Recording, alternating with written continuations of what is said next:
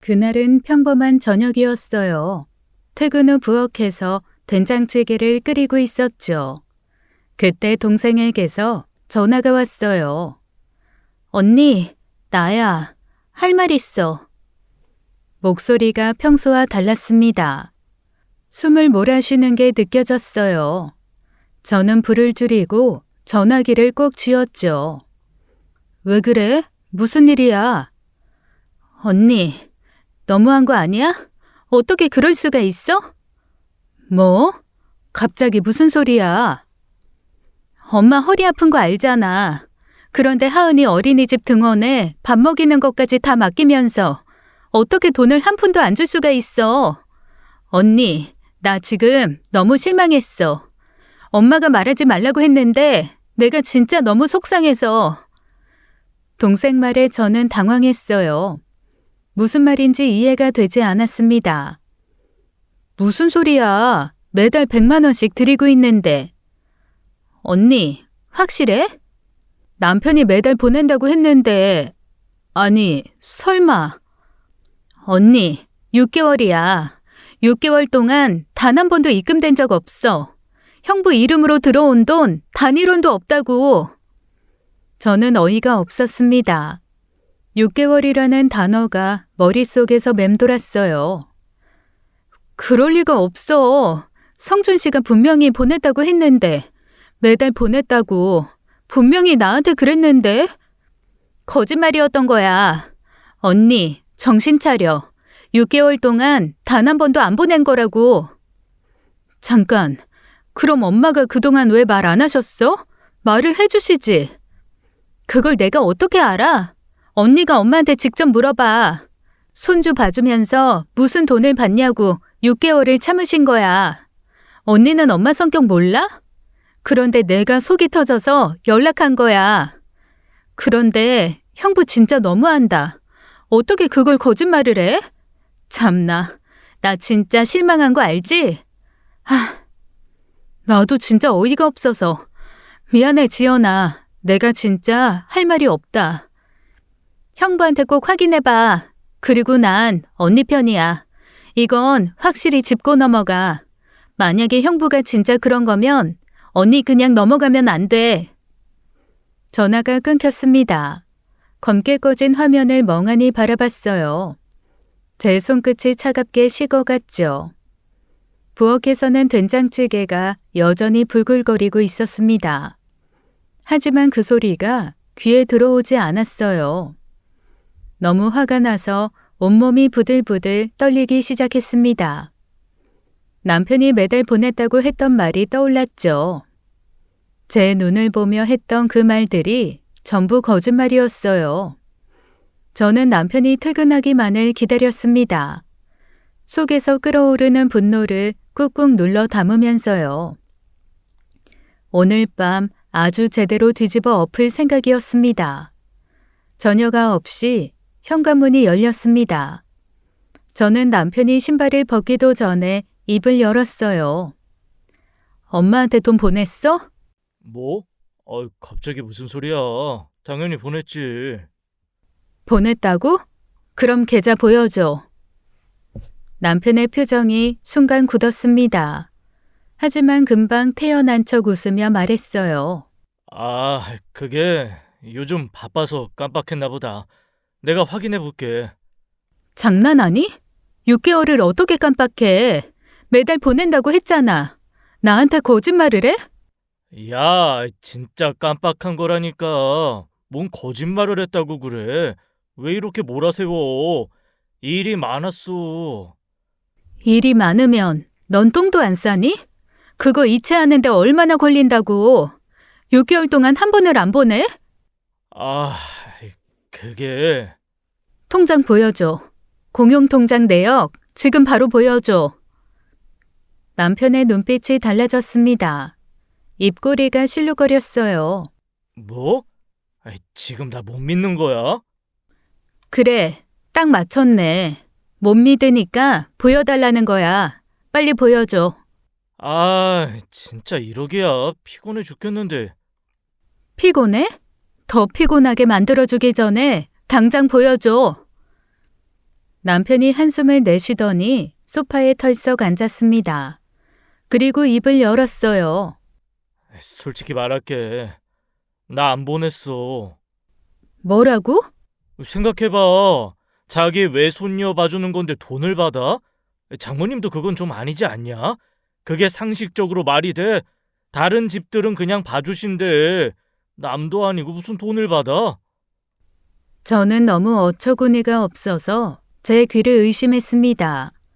이 사람이 지금 무슨 소리를 하는 건지 믿기지 않았어요. 그걸 왜 당신이 판단해? 우리 둘이 합의하고 엄마한테 부탁드린 거잖아. 용돈 드리기로 약속하고 아이 맡긴 거라고. 그래도 그렇지. 외할머니가 손녀 보는데 무슨 돈이야. 정 때문에 봐주시는 거지. 정? 엄마 허리 아픈데 우리 생각해서 그 멀리서 매일 버스 타고 오시는 거 아니야? 아픈 몸으로 매일 새벽부터 하은이 챙기시는 거 몰라? 그건 장모님이 알아서 하시는 거잖아. 안 하셔도 된다고 했는데 본인이 하겠다고 한 거야. 이게 지금 너 미쳤니? 술 먹었어? 왜? 내가 틀린 말 했냐? 세상 사람 다 붙잡고 물어봐. 자기 손녀 봐주면서 돈을 받는 게 정상이야? 정상이야. 그 돈 어디 갔어? 매달 100만 원. 6개월이면 600만 원인데 그 돈 다 있어? 당연히 잘 관리하고 있어. 저축했어. 걱정하지 마. 통장 내역 당장 보여줘. 싫어. 왜 자꾸 이래? 내가 무슨 횡령이라도 했냐? 아, 진짜 혓바닥 되기기네. 떳떳하면 보여주면 되잖아. 안 보여줘. 그냥 믿어. 믿어? 난 이제 널 못 믿겠는데? 그날 밤 우리는 대판 싸웠습니다. 하지만 남편은 끝내 통장 공개를 거부했어요. 좋아. 그렇게 나오는 거지? 좋아. 내가 너 횡령으로 쇠고랑 차게 해줄게. 그래, 마음대로 해. 신고를 하든 뭐라든 너 하고 싶은 거 다 해라. 더 이상 대화가 되지 않았습니다. 저는 분을 삭히며 시간이 지나기를 기다렸어요. 새벽 2시 남편의 코 고는 소리가 들려왔습니다. 저는 조심스럽게 일어나 남편 핸드폰을 가져왔어요. 잠든 남편의 손가락을 가져다 지문 인식에 되었죠. 화면이 열리자 바로 뱅킹 앱을 눌렀습니다. 그리고 계좌 내역을 하나하나 확인하기 시작했어요. 화면을 스크롤하는 손가락이 굳어버렸어요. 최영숙 100만 원, 최영숙 150만 원, 최영숙 200만 원. 시어머니 이름으로 매달 송금된 내역이 끝없이 이어졌습니다. 저는 눈을 의심하며 몇 번이고 다시 확인했어요. 6개월간 시댁에 보낸 돈만 1,200만 원이 넘었죠. 친정엄마께 드리기로 한 100만 원은 단 한 번도 안 보내면서요. 시댁에는 매달 2배씩 꼬박꼬박 보내고 있었습니다. 온몸에 소름이 돋았어요. 저는 바로 증거를 캡처해서 제 핸드폰으로 전송해뒀습니다. 그리고 남편을 깨웠어요. 이거 뭐야? 이 자식아! 아, 뭐야? 왜? 이거 뭐냐고! 남편은 눈을 비비다가 제가 들이민 핸드폰을 보더니 벌떡 일어났습니다. 야, 너 지금 내 폰 봤어? 그래 봤다 이 쥐새끼야. 이게 뭐냐고. 아니, 남의 폰을 왜 봐? 이거 사생활 침해야? 사생활? 지금 그게 문제냐? 시댁에 보낸 이 돈이 뭐냐고. 아이씨, 진짜. 왜 말을 못해? 우리 엄마한테는 한 푼도 안 보내면서 시댁에는 매달 200만 원씩 보내? 6개월 동안 1,200만 원이 넘잖아. 이게 뭐야? 남편은 한참을 머뭇거리다가 입을 열었어요. 그게 엄마가 우리 집 해줬잖아. 결혼할 때 집 마련해 주셨는데 이 정도는 해드려야 하는 거 아니야? 뭐? 집? 그 집 절반이 넘게 대출이야. 지금도 우리 매달 대출금 갚고 있잖아. 그걸 집 해줬다고? 그래도 반은 해주신 거잖아. 야, 그럼 니네 집에서 뭐 해줬냐? 뭐라고? 지금 그 말이 왜 나와? 진짜 미쳤구나. 왜 내가 틀린 말했냐? 우리 엄마가 집 안 해줬으면 지금 우리가 어디서 살았을 건데. 그럼 그 돈 갚으려고 내 월급까지 다 갈아서 넣은 거야? 내 돈으로 니네 엄마한테 효도한 거냐고. 야, 받은 게 있으면 돌려드리는 게 당연한 거 아니야? 사람이 그 정도 도리는 해야지 짐승 새끼도 아니고. 도리? 도리를 따지면 우리 엄마는 뭐야? 허리 아픈데 하은이 봐주시는데 그거 돈 들이는 건 도리 아니야? 그건 니네 엄마가 알아서 하시는 거잖아. 그거랑 이거랑 왜 비교를 해? 알아서? 너 진짜 죽고 싶냐? 오늘 제삿날 할까? 어? 야, 왜 욕을 해? 까놓고 내가 뭘 잘못했는데. 잘못한 게 없어. 6개월 동안 거짓말하고 내 돈으로 너네 집안 효도질한 게 잘못이 아니야. 아이, 진짜 짜증나네. 어디가? 나가서 바람 좀 쐬고 올게. 너랑은 말이 안 통해. 남편은 그대로 옷을 집어들고 현관문을 나가버렸습니다. 새벽 3시에 집을 나가는 남편의 뒷모습을 보며 생각했어요. 이 결혼이 처음부터 잘못되었던 건 아닐까 하고요. 사실 지금 살고 있는 이 집은 시댁에서 마련해준 집이에요. 결혼할 때 시어머니가 신혼집을 해주겠다고 하셨죠. 저는 진심으로 감사했습니다. 우리 아들이 참 좋은 사람 만났어. 내가 다 고마워. 그때 시어머니는 저를 극진히 대해주셨어요. 친정은 형편이 넉넉지 않아 집 마련에 보탬이 되지 못하는 상황이었습니다. 그래서 시댁의 제안이 더욱 감사하게 느껴졌죠. 그런데 막상 결혼 준비를 하면서 집 계약 내용을 보니 절반이 넘는 60%가 대출이었어요. 그 대출금은 저희 부부가 갚아나가기로 되어 있었습니다. 순간 당황스러웠지만 그래도 40%라도 해주셨으니 감사하다고 생각했어요. 친정에서 한 푼도 못 보탠 처지에 뭐라 할 입장이 아니었죠. 결혼 후 남편은 본인이 돈 관리를 맡겠다고 했습니다. 나 재테크 공부 많이 했어. 관심도 많고. 내가 관리할게. 믿어봐. 저는 그 말을 믿었어요. 실제 연애를 할 때도 남편이 재테크나 금융 쪽 지식이 많았거든요. 저는 남편을 믿고 집안 돈 관리를 남편에게 맡겼습니다. 매달 용돈을 받아 쓰고 나머지는 저축과 대출 상환에 쓴다고 했죠.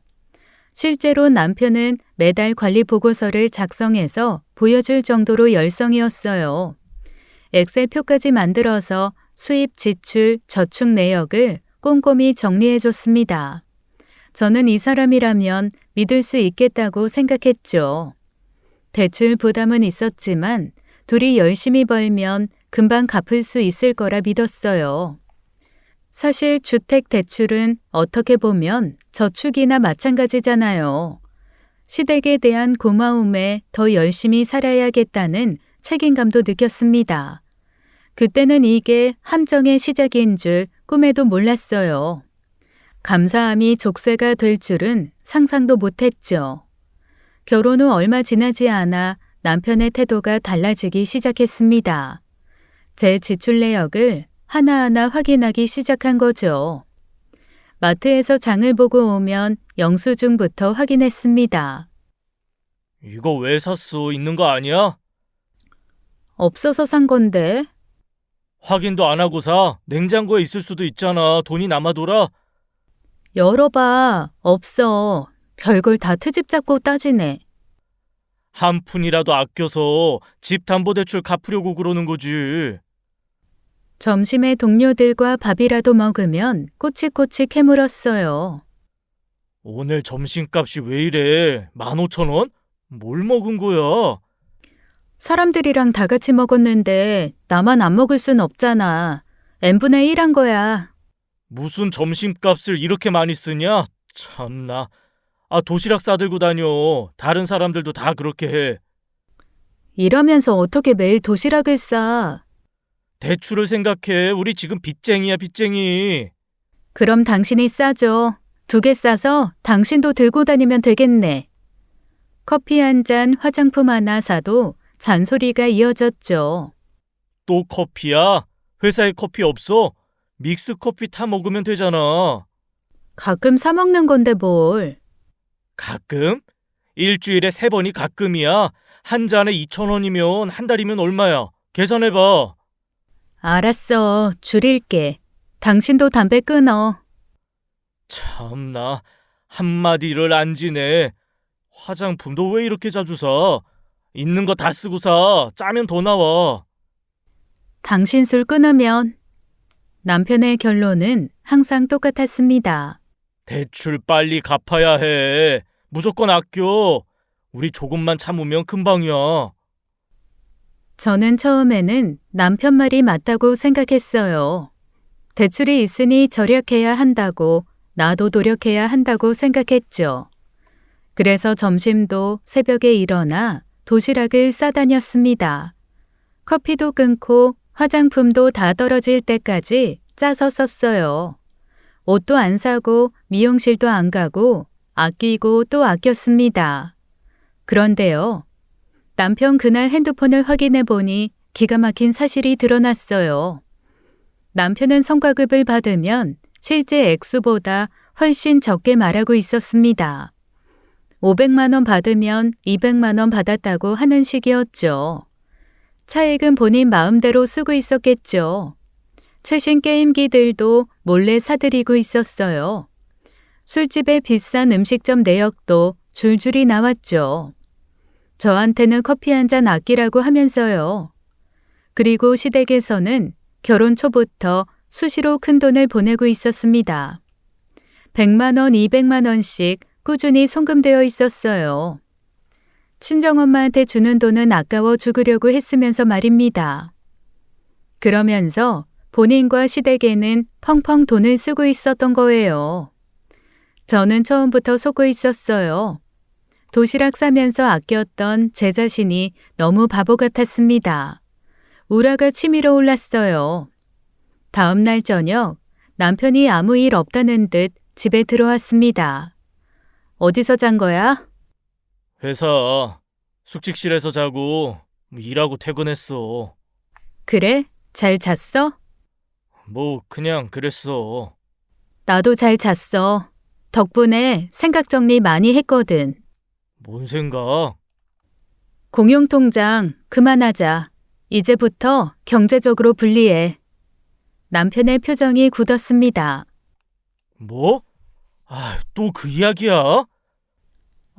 그 이야기야. 그동안 모은 돈 정확히 계산해서 각자 몫으로 나누자. 야, 그건 좀. 좀 뭐? 싫어? 부부끼리 돈을 왜 나눠? 그렇게까지 해야 돼? 해야지. 당연히 해야지. 나는 커피 한 잔 못 마시게 하고 화장품 하나 사면 잔소리하고. 근데 당신은 뒤에서 게임기 사고 술집 다니고 시댁에 매달 200만 원씩 보내고. 이게 공용통장이야? 당신 개인 용돈 통장이지? 그건 상황이 있었어. 무슨 상황? 나한테는 도시락 싸다니라고 해놓고 당신 혼자 호의호식한 게 대체 무슨 상황인데? 호의호식은 무슨? 과장하지 마. 과장? 내가 계좌 내역 다 봤는데 부정할 거야? 남편이 아무 말도 못했습니다. 그리고 우리 엄마한테 주기로 한 돈 6개월치 다 줘. 한 푼도 빼먹지 말고. 야, 그건 내가 어제 생각해봤는데. 생각은 무슨 생각? 그냥 드려. 약속한 거잖아. 그렇게 한꺼번에 어떻게 줘? 없어? 시댁에 준 1200만 원은 있고 게임기 살 돈은 있고 술 먹을 돈은 있는데 우리 엄마 드릴 돈은 없어. 진짜 왜 이래? 피곤하게? 내가 더 피곤해. 그동안 속은 내가 더 피곤하다고. 아이씨! 남편이 벌떡 일어나더니 현관으로 향했습니다. 어디가? 또 도망가? 맨날 싸우면 도망이야? 머리 좀 식히고 온다고. 안 돼. 오늘 끝내고 나가. 나중에 해. 현관문이 쾅 닫혔습니다. 저는 바로 남편에게 전화를 걸었어요. 하지만 받지 않았습니다. 다시 걸었어요. 또 받지 않았습니다. 문자를 보냈습니다. 전화 받아. 익십이었어요. 밤새 연락이 되지 않았습니다. 저는 분노 속에 뜬 눈으로 밤을 새웠어요. 싸우기만 하면 도망가는 저 인간이 너무 한심하고 짜증났습니다. 다음 날 오후 2시쯤 카톡 알람이 울렸습니다. 어젯밤 도망갔던 남편이었어요. 장모님께 600만 원 송금했어. 6개월치 다 보냈다. 이제 됐지? 우리 그만 싸우자. 적당히 하자, 지혜야. 코웃음이 나왔습니다. 돈 보냈다고 끝날 문제가 아니었어요. 그동안 속인 게 600만 원으로 해결될 일이 아니었죠. 저는 바로 답장을 보냈습니다. 돈 보낸 건 당연한 거고 공용통장 정리하자고. 그동안 모은 돈, 지출 내역 빠짐없이 다 계산해서 각자 몫으로 나누자. 그리고 이제부터 각자 돈 모으는 걸로. 야, 왜 이렇게까지 해? 뭘 부부끼리 돈을 나눠? 당신이 그렇게 만든 거잖아. 야, 왜 자꾸 그 얘기야? 그만 싸우자니까. 그만 싸우고 싶으면 통장 정리해. 부부끼리 이러는 거 싫으면 이제 내가 관리할게. 통장 정리 안 하면 나도 생각이 있어. 무슨 생각? 뭘 어쩌겠다고? 두고 보면 알지. 야, 협박하냐? 지금 나 협박하는 거야? 협박 아니야. 경고야. 경고? 웃기네 진짜. 내가 뭘 잘못했다고 경고를 해? 잘못한 게 뭔지 진짜 모르면 지능 검사를 다시 받든가. 야, 지혜야. 왜 그래 진짜. 내가 잘못했으니까. 그러니까 이제 그만하자. 그래, 잘못한 거 알면 통장 들고 와. 정리하자. 저는 더 이상 답장하지 않았습니다. 할 말은 다 했으니까요. 그날부터 며칠간 남편은 집에 들어오지 않았어요. 어디서 자는지 연락도 없었습니다. 저도 먼저 연락하지 않았어요. 연락할 이유가 없었죠. 그렇게 며칠이 지났습니다. 그리고 시어머니 생신이었어요. 남편이 어쩔 수 없이 집에 기어 들어왔습니다. 또 어디 있었어? 회사 숙직실. 며칠을? 오늘 저녁 어머니 생신이야. 거긴 가야 하는 거 알지? 내가? 통장 가지고 와. 그러면 갈게. 당신 통장 안 가지고 오면 우리 이혼이야. 알아? 그럼 나도 더 이상 며느리 아니야. 며느리 노릇할 필요 없다고. 알겠어. 일단 오늘만. 그래도 우리 엄마가 너한테는 진짜 잘하지 않았냐. 오늘만 대충 얼굴 비추고 들어와서 다시 이야기해. 저는 화를 꾹 눌렀습니다. 시어머니 생신이니까 일단 참기로 했어요. 약속한 식당으로 함께 갔습니다. 시어머니와 시누이가 먼저 와 있었어요. 시어머니가 저를 보자마자 활짝 웃으셨습니다. 어머, 지혜 왔어? 아유, 우리 며느리 고생이 많아. 아니에요, 어머니. 생신 축하드려요. 그리고 한참 식사를 하는데 시어머니가 먼저 이런 말을 하셨습니다. 지혜야, 고맙다. 네? 뭐가요? 밍크코트. 성준이랑 지혜가 생일 선물로 사줬어.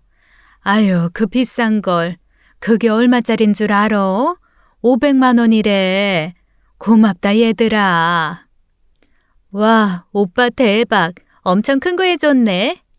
그치? 성준이 내외가 이렇게 나한테 매번 잘한다. 아유, 그냥 조용히 입으시라니까. 속이 부글부글 끓어올랐습니다. 저는 화가 나서 그 자리에서 엎어버리고 싶었어요. 하지만 꾹 참았습니다. 그래도 시어머니께서는 결혼하고 지금까지 시집살이 없이 나름 저한테 잘해주셨거든요. 제 순간의 감정이 행동이 되고 싶진 않았습니다. 집에 돌아오자마자 남편에게 따졌어요. 밍크코트? 500만 원? 그거 뭐야? 나하고 상의도 없이? 뭘 그런 거 하나하나 상의를 해. 내 엄마 생일 선물 사주는데. 뭐? 뚫린 입이라고 진짜 막말을 쏟아내네. 야, 장모님한테 600만 원 줬잖아. 그거보다 적어. 그건 하은이 봐주신 돈이잖아. 6개월 동안 매일 새벽부터 저녁까지. 야, 우리 엄마는 집 해줬잖아. 또 그 얘기야? 그래, 좋아. 통장 가져와. 그동안 시댁에 얼마나 보냈는지 다 따져보자고. 아, 그만하자니까. 돈 드렸잖아.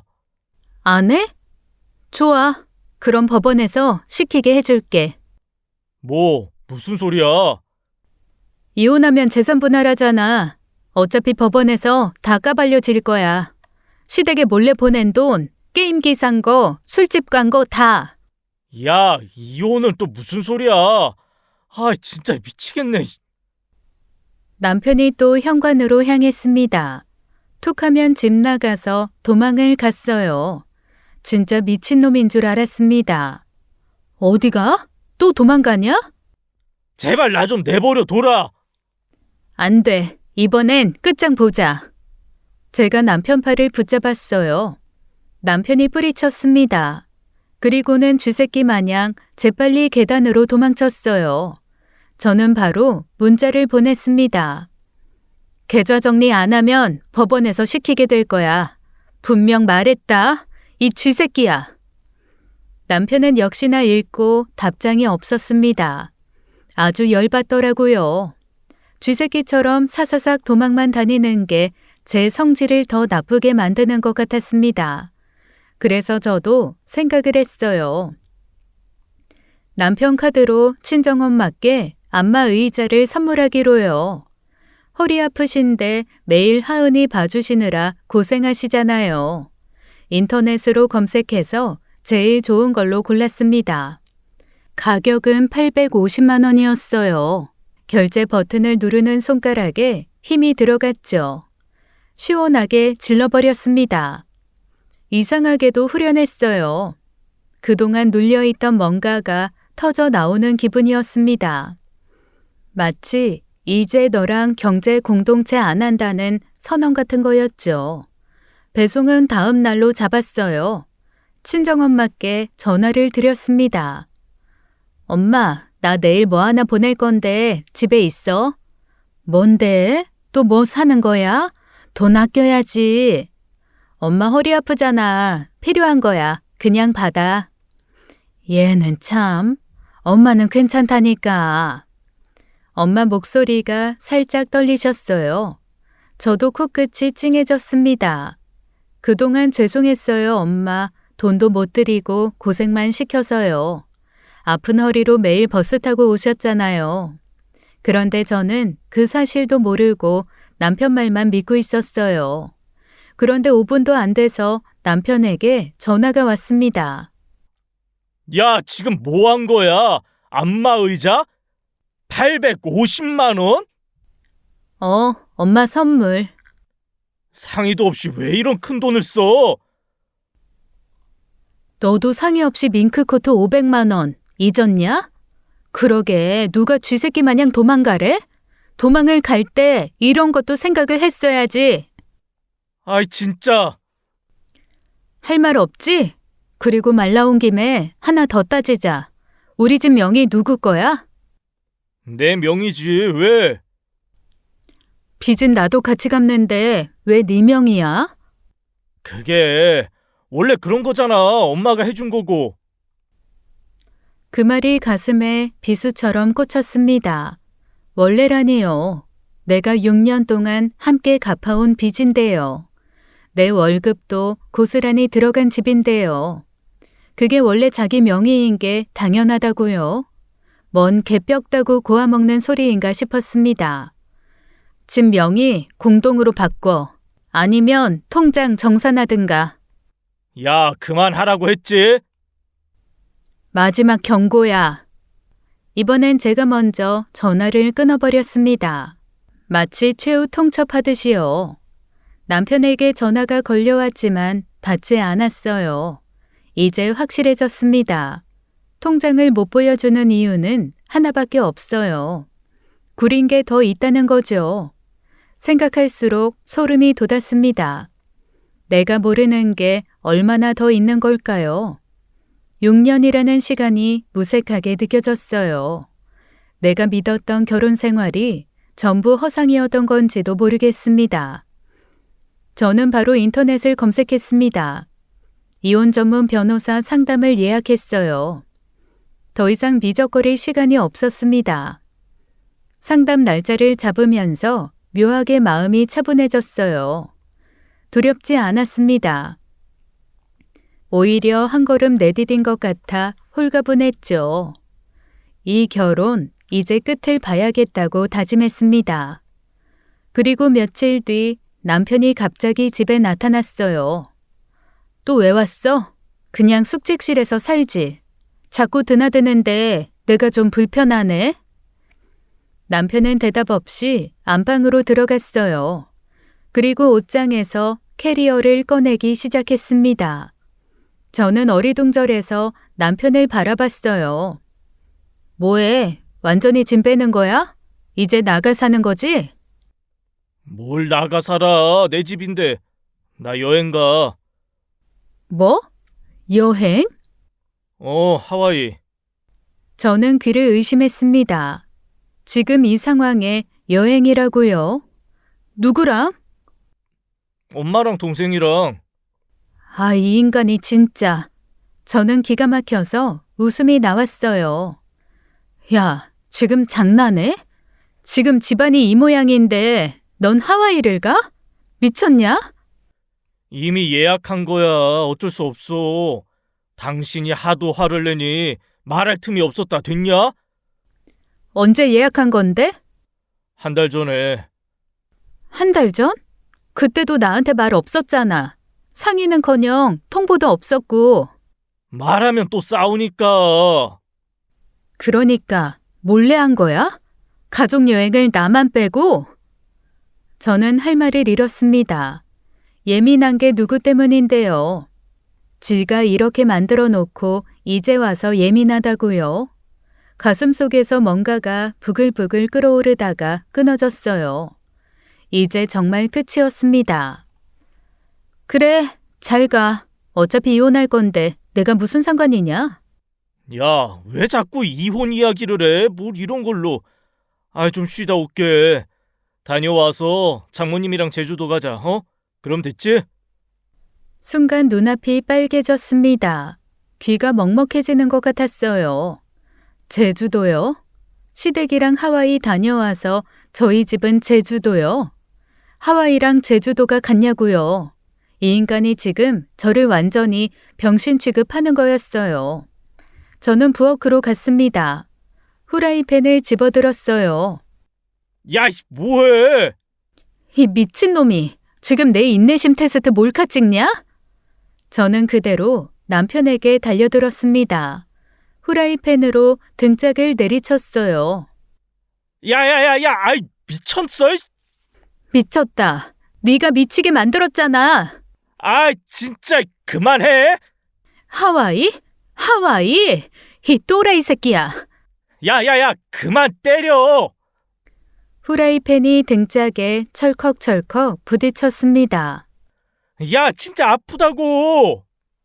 아프라고 때리는 거야. 남편이 캐리어를 방패 삼아 막았어요. 저는 멈추지 않았습니다. 잠깐만, 이거 놔.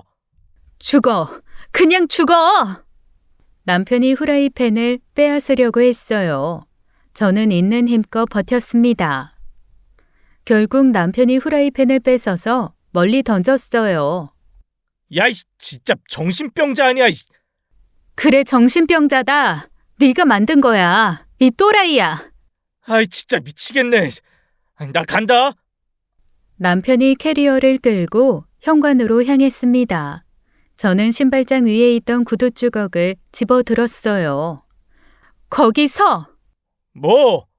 구두 주걱이 남편 뒤통수에 날아갔습니다. 아이! 꺼져. 다시는 이 집에 발도 들이지 마. 또 내 눈에 띄면 아주 갈아마셔 버릴 테니까. 남편은 머리를 감싸쥐고 후다닥 도망쳤어요. 현관문이 쾅 닫혔습니다. 저는 그 자리에 털썩 주저앉았어요. 뭐 저런 인간이 다 있나 싶었습니다. 이제 아주 막가자는 거였죠. 그래서 저도 그렇게 하기로 했습니다. 남편이 나간 뒤에도 화가 풀리지 않았어요. 거실에서 씩씩거리며 서성였어요. 후라이팬을 휘두른 손이 아직도 떨리고 있었죠. 문득 남편 물건들이 눈에 들어왔습니다. 옷장에 걸린 옷들, 서랍장 위의 시계들, 책상 위 잡동사니들. 보기만 해도 속이 뒤집어졌어요. 저는 쓰레기 봉투를 들고 남편이 쓰는 작은 방으로 들어갔습니다. 전부 다 버릴 생각이었어요. 그런데 이게 웬일인가요? 남편이 급하게 나가는 바람에 컴퓨터를 켜둔 채로 갔더라고요. PC 화면에 남편 카카오톡이 그대로 열려 있었습니다. 저는 멈칫했어요.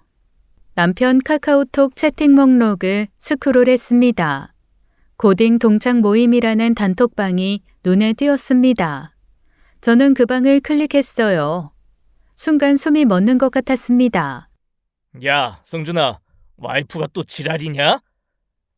미치겠다 진짜. 맨날 돈이야. 거짓 친정이 문제야, 거짓 친정. 돈 없는 것들이 자존심은 왜 그렇게 세냐? 네 와이프 친정 진짜 답 없다. 그니까 집 하나 못 해주면서 뭔 잔소리가 그렇게 많대? 장모가 손녀 봐주면서 돈 받는데 미쳤냐고. 내전드네 진짜. 와이프도 똑같음. 맨날 찐따같이 통장 보자고 지랄임. 걔 진짜 집안 꼴통이다. 화면을 스크롤할수록 입에 담지 못할 말들이 쏟아져 나왔습니다. 거짓 친정, 돈 없는 것들, 무능한 처가. 남편이 친구들에게 저와 저희 친정을 조롱하고 있었어요. 그것도 한두 번이 아니었습니다. 몇 달치 대화가 온통 그런 내용이었어요. 손이 부들부들 떨렸습니다. 눈앞이 흐려졌어요. 이게 내 남편이 한 말이라고요? 6년을 함께 산 사람이요? 뒤에서는 이렇게나 욕을 하고 있었던 거예요. 눈물이 났습니다. 분노의 눈물인지 서러운 눈물인지 모르겠었어요.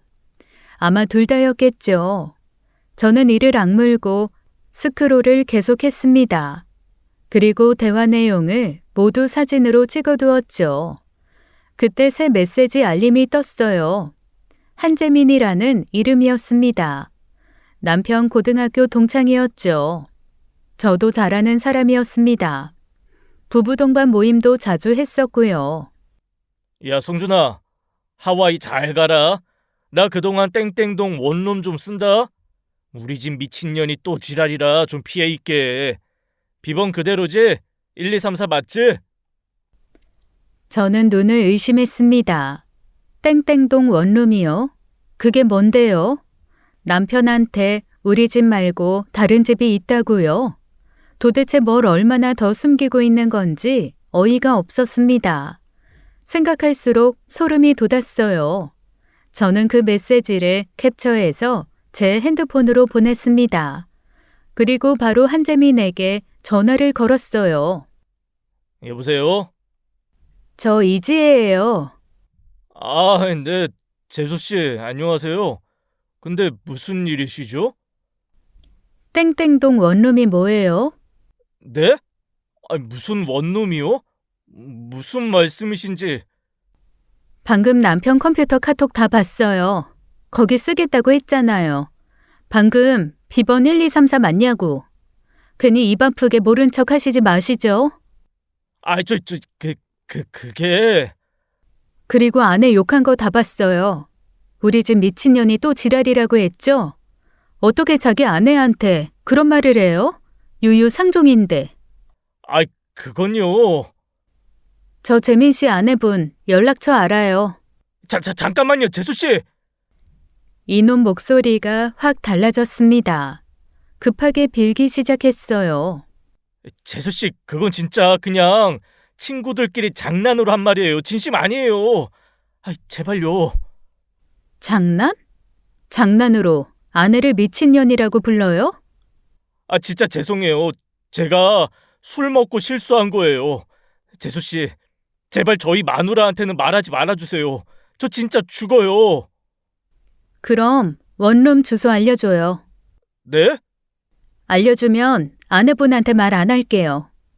진짜요? 진짜 안 하시는 거죠? 네, 약속할게요. 그리고 성준이한테 제가 말했다고 하시면 안 돼요. 저 진짜 큰일 나요. 안 할게요. 주소 빨리요. 남편 친구가 남편 비밀 아지트 주소를 불러줬습니다. 저는 메모를 하고 전화를 끊었어요. 주소를 내비게이션에 찍었습니다. 차로 20분 거리였어요. 저는 바로 출발했습니다. 도착해보니 평범한 오피스텔이었어요. 7층 702호. 남편 친구가 알려준 비번을 눌렀습니다. 철컥, 문이 열렸어요. 안에 들어서는 순간 입이 떡 벌어졌습니다. 원룸 한쪽 벽면 전체가 레고로 가득 차 있었어요. 스타워즈 시리즈, 해리포터 시리즈, 테크닉 시리즈, 박스째 쌓인 것들도 있었습니다. 가격표가 붙어 있는 것도 있었어요. 50만 원, 80만 원, 120만 원. 반대편에는 최신 게임기들이 줄지어 있었습니다. 플레이스테이션, 엑스박스, 닌텐도 스위치. 게임 타이틀만 수십 개가 꽂혀 있었어요. 그리고 와인셀러. 고급 양주병들이 가지런히 놓여 있었습니다. 발렌타인 30년산, 맥켈란 18년산. 한 병에 몇십만 원은 할 것들이었어요. 저한테는 커피 한 잔도 아끼라고 했으면서요. 화장품 하나에 잔소리 했으면서요. 본인은 여기서 이렇게 왕처럼 살고 있었던 거예요. 온몸이 부들부들 떨렸습니다. 배신감, 분노, 허탈함이 한꺼번에 밀려왔어요. 6년 동안 도시락 싸다니며 아꼈던 제가 바보였습니다. 그제야 이해가 되었어요. 남편 놈이 싸우기만 하면 집을 나가는 이유요. 숙직 싫은 개뿔, 여기서 띵까띵까 놀면서 살고 있었던 겁니다. 저는 핸드폰을 꺼내 사진을 찍기 시작했어요. 하나도 빠짐없이 증거로 남길 거예요. 이제 이 쥐새끼를 어떻게 요리할지 생각해야 했습니다. 저는 핸드폰 카메라를 꺼냈어요. 원룸 안의 모든 것을 사진으로 찍기 시작했어요. 레고 벽면 전체 가격표가 붙은 박스들, 게임기와 게임 타이틀들, 와인셀러와 양주병들, 하나도 빠짐없이 증거로 남겼습니다. 이혼 소송에서 전부 써먹을 거예요. 재산 분할할 때 이것들 가치가 얼마인지 다 따질 겁니다. 사진을 찍으면서 원룸을 더 둘러봤어요. 냉장고를 열어봤습니다. 수입 맥주와 고급 안주거리가 가득했어요. 저한테는 편의점 맥주도 아깝다고 했으면서요. 화장실도 들여다봤습니다. 남자 화장품들이 줄지어 있었어요. 면도기, 스킨, 로션, 헤어왁스. 여기서 완전히 생활하고 있었던 거예요. 그때 옷장이 눈에 들어왔습니다. 문을 열어봤어요. 옷들이 걸려 있었습니다. 집에서 못 보던 옷들이었어요. 고급 브랜드 태그가 달려 있었습니다. 옷장 안쪽을 뒤지다가 뭔가에 손이 닿았어요. 박스였습니다. 꽤 무거웠어요. 저는 박스를 꺼내서 바닥에 내려놓았습니다. 뚜껑을 열었어요. 순간 숨이 멎었습니다. 돈이었어요. 돈다발이 빼곡히 들어있었습니다. 5만 원권으로 묶인 다발들이 차곡차곡 쌓여 있었어요. 저는 눈을 의심했습니다. 손으로 만져봤어요. 진짜였어요. 가짜가 아니었어요. 한 다발을 꺼내서 세어봤습니다. 100장, 500만 원이었어요. 박스 안에 이런 다발이 수십 개는 있었습니다. 대충 계산해봤어요. 1억은 좋게 넘어 보였습니다. 어쩌면 그 이상일 수도 있었어요.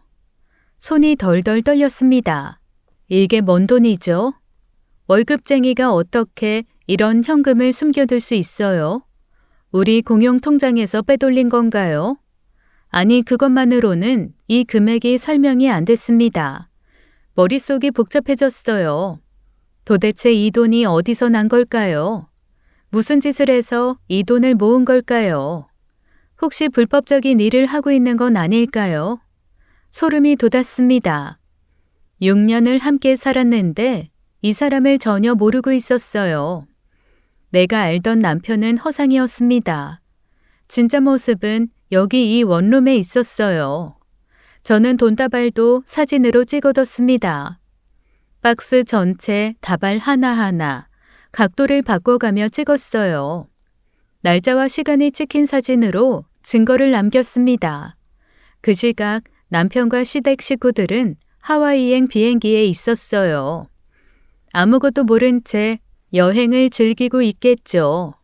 자기 비밀 아지트가 털린 줄도 모르고요.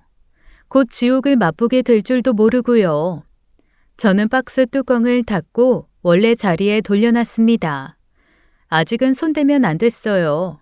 이 돈의 출처를 알아내야 했습니다. 그래야 확실하게 끝장을 볼 수 있으니까요. 집으로 돌아온 저는 계산을 시작했습니다. 인천에서 하와이까지 비행 시간은 약 8시간 30분. 거기에 입국 심사, 수함을 찾는 시간, 숙소까지 이동 시간. 남편 일행이 숙소에 도착할 시간을 대략 계산했어요. 그리고 딱 그 시간에 맞춰 카톡을 보냈습니다. 돈다발이 가득 찬 박스 사진을요. 5초도 안 돼서 전화가 왔어요. 남편이었어요.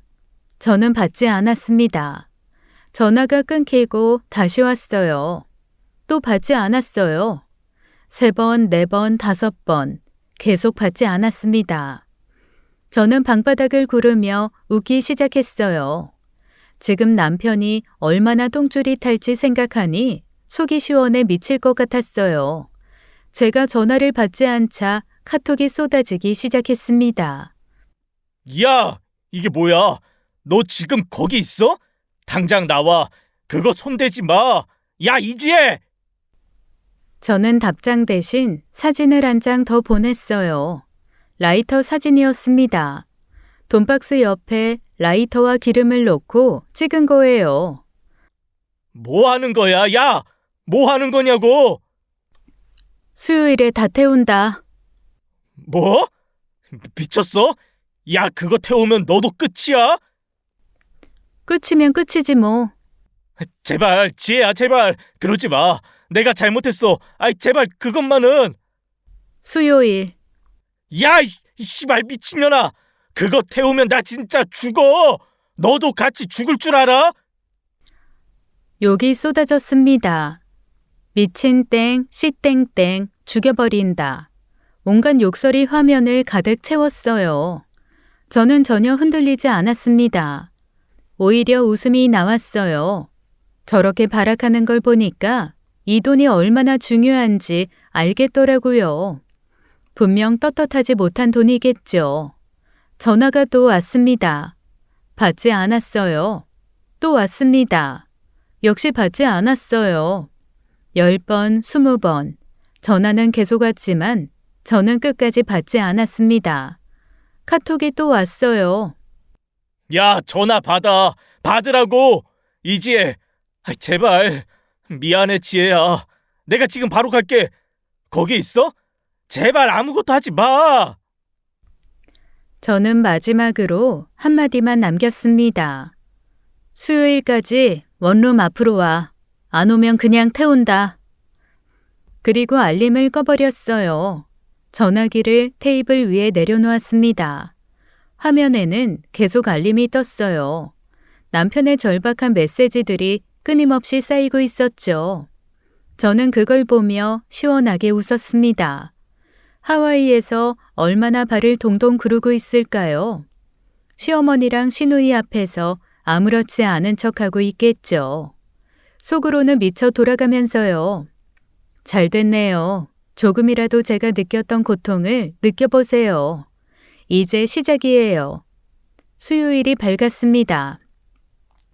저는 아침 일찍 남편 원룸 근처로 갔어요.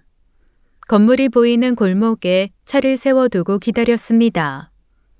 한참을 기다려도 남편은 나타나지 않았어요. 설마 안 오는 건가 싶었습니다. 그런데 오후 9시 23분 택시 한 대가 건물 앞에 섰어요. 남편이 그 차에서 뛰어내리듯 급하게 내렸습니다. 캐리어도 없이 몸만 왔더라고요. 얼굴이 완전히 망가져 있었어요. 며칠 못 잔 게 티가 났습니다. 하와이 여행을 중간에 취소하고 온 거겠죠. 남편은 주위를 두리번거리더니 급하게 건물 안으로 들어갔어요. 저는 차에서 내렸습니다. 조심스럽게 뒤를 따라갔어요. 남편이 엘리베이터를 탔습니다. 저는 계단으로 올라갔어요. 7층까지 숨을 죽이며 올라갔습니다. 702호 앞에 남편이 서 있었어요. 비밀번호를 누르고 있었습니다. 삐빅, 틀렸습니다. 남편이 다시 눌렀어요. 삐빅, 또 틀렸습니다. 뭐야, 젠장. 남편이 당황하기 시작했어요. 비밀번호가 맞을 리가 없었습니다. 제가 바꿔버렸으니까요. 저는 그때 카톡을 보냈습니다. 박스에 불이 붙는 사진이었어요. 물론 진짜 태운 건 아니었습니다. 빈 박스에 불 붙인 사진이었죠. 하지만 이미 정신이 90% 나가 있는 남편은 그걸 알 리가 없었습니다. 야, 이씨! 남편의 비명이 복도에 울려 퍼졌어요. 핸드폰을 보고 미친 듯이 비밀번호를 눌렀습니다. 삐빅, 삐빅, 삐빅. 계속 틀렸어요. 야, 문 열어! 남편이 문을 두드리기 시작했습니다. 발로 차기도 했어요. 열어, 씨발! 문 열라고! 그때였습니다. 계단문이 열리더니 경찰들이 들어왔어요. 저를 스쳐 지나가며 남편에게 다가갔습니다. 박성준 씨 맞습니까? 네? 네. 불법 도박 혐의로 체포합니다. 함께 가시죠. 네? 아니, 무슨 소리예요? 저 지금 급한 일이 있어서. 경찰들이 남편의 팔을 잡았습니다. 수갑이 채워졌어요. 잠깐만요. 저 진짜 급해요. 제발! 남편이 발버둥 쳤습니다. 그때 남편 눈에 제가 들어왔어요. 너이씨! 저는 가만히 서서 바라봤습니다. 너였어? 네가 신고한 거야? 저는 대답하지 않았어요. 그냥 웃었습니다. 아주 오피스텔이 떠나가라 크게 웃었죠. 이 미친년아! 남편이 저한테 달려들려고 했어요. 경찰이 막았습니다. 야, 이제 너 죽을 줄 알아? 내가 가만 안 둬! 지금 하신 말 협박입니다. 조서에 다 놓습니다. 전현이 다 꾸민 거라고! 네네, 서로 가셔서 말씀하세요. 남편은 경찰에게 끌려가면서도 계속 소리쳤어요. 욕설과 협박이 복도에 울려 퍼졌습니다. 저는 그 모습을 끝까지 지켜봤어요. 엘리베이터 문이 닫혔습니다. 남편의 목소리가 점점 멀어졌어요. 그리고 완전히 사라졌습니다. 저는 그제야 숨을 내쉬었어요. 드디어 끝났습니다. 6년간의 거짓말이, 배신이, 모욕이 오늘로 끝이 났어요. 저는 텅 빈 복도에서 한참을 웃었습니다. 눈물이 났는지 웃음이 났는지 모르겠었어요. 아마 둘 다였겠죠. 처음 돈다발을 발견했을 때 저는 직감했습니다. 이건 정상적인 돈이 아니라고요. 시댁에 돈 보내고 원룸 얻고 취미 생활까지 했는데 돈다발이 있다니요. 아무리 수당을 저 몰래 꼽을 쳤어도 이건 너무 많았어요. 평범한 회사원이 현금 1억을 박스에 숨겨둔다고요? 말이 안 됐습니다. 저는 바로 친정오빠에게 전화를 했어요. 오빠는 경찰이거든요. 지혜야, 무슨 일이야? 오빠, 나 지금 성준이 원룸에 있어. 돈박스 발견했는데 이상해. 원룸? 돈박스? 그게 무슨 말이야? 알아듣게 이야기를 해. 돈은 얼마나 되는데? 1억은 넘어 보여. 현금으로. 내가 주소 찍어줄 테니까 바로 와봐. 뭐? 오빠가 바로 달려왔습니다. 원룸 문을 열고 들어온 오빠는 돈박스를 보더니 표정이 굳었어요. 이거 보통 돈이 아닌데. 나도 그래서 이상하다고. 컴퓨터 좀 볼게. 오빠가 남편 컴퓨터를 켰습니다. 브라우저 기록을 뒤지기 시작했어요. 그리고 얼마 지나지 않아 오빠 얼굴이 싸늘하게 변했습니다. 지혜야, 이거 봐. 화면에는 온라인 도박 사이트 접속 기록이 가득했어요. 불법 스포츠 베팅, 온라인 카지노, 바카라. 수십 개의 사이트가 즐겨찾기에 등록되어 있었습니다. 사이트의 자동 로그인으로 확인해 보니 입출금 내역도 있었어요. 몇 천만 원씩 오가는 기록들이 줄줄이 나왔죠. 이 새끼 불법 도박했네. 그것도 아주 크게. 그래서 이 돈이 도박으로 딴 돈이야. 불법 자금이니까 현금으로 숨겨둔 거고. 저는 할 말을 잃었습니다. 남편이 도박을 하고 있었다니요. 그것도 불법으로요. 이렇게 큰 돈을요. 지혜야, 이거 신고해야 돼. 불법 도박은 범죄야. 이 정도 규모면 실형 나올 수도 있어. 저는 잠시 생각했어요. 신고하면 남편은 감옥에 갈 수도 있습니다. 하지만 망설임은 아주 잠깐이었어요. 0.1초 정도요. 6년 동안 저를 속이고 돈을 빼돌리고 뒤에서 욕하고 친정을 거지라고 조롱하고 엄마를 무시하고 그 모든 게 머릿속을 스쳐 지나갔습니다. 오빠, 신고하자. 확실해? 매제 신고하는 거 맞지? 응, 확실해. 당연하지. 오빠는 바로 수사팀에 연락했습니다. 인지수사로 사건이 접수됐어요. 그리고 저는 계획을 세웠습니다. 남편을 원룸으로 유인하는 동안 경찰이 잠복하기로 했어요. 그래서 일부러 협박을 한 거였습니다. 돈 태운다고 수요일까지 오라고. 남편은 제 손바닥 위에서 놀아났죠.